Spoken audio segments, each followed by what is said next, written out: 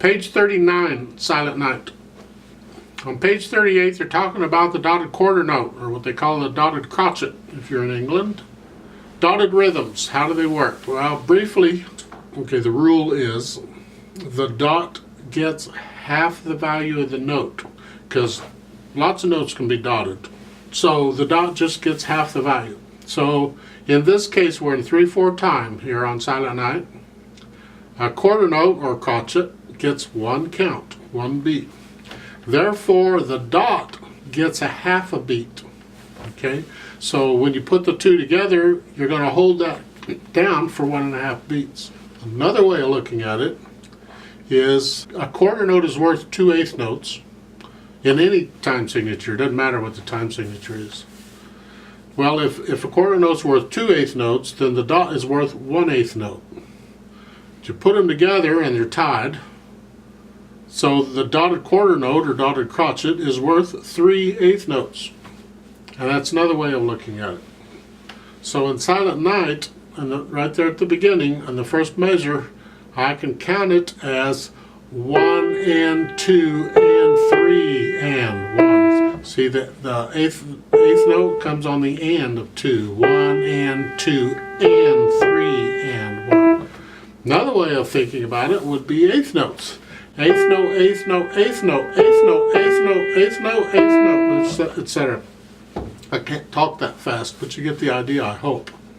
And all dotted notes work the same way. You just work out how much value the dot gets and you're off and running.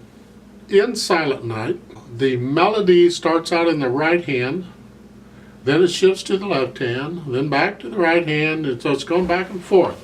And the reason I say that is because you need to bring out the melody. It needs to be louder than the accompaniment, no matter where it is. So be aware of that.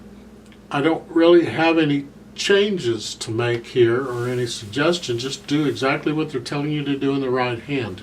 I will point out there at the last line, in the last 3 measures, let's talk about those in the right hand.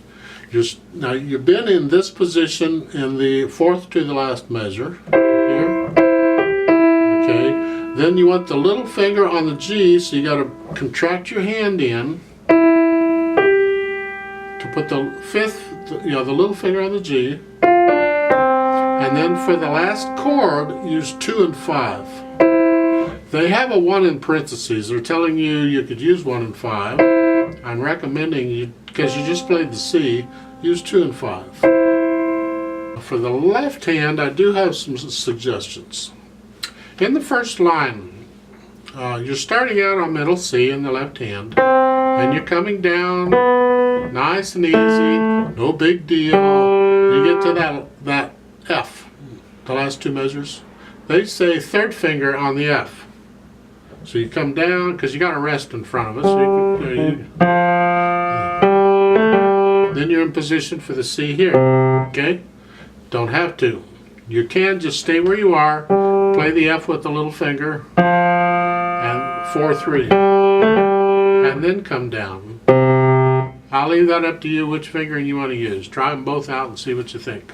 Now in the second line, second measure, you're 3 on the E, and then you cross over. I got a little note telling you to, but I'm telling you, cross over and put the 3rd finger on the A, and you're in position.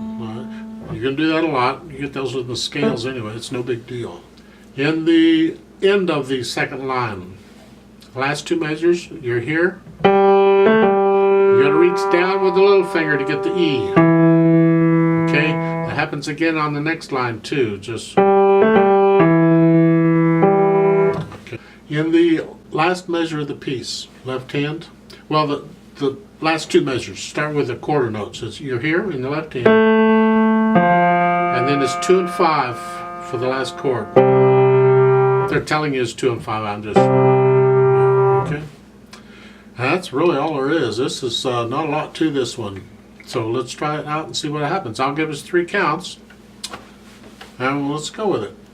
So the right hand is here, left hand here. There we go. 1, ready, go.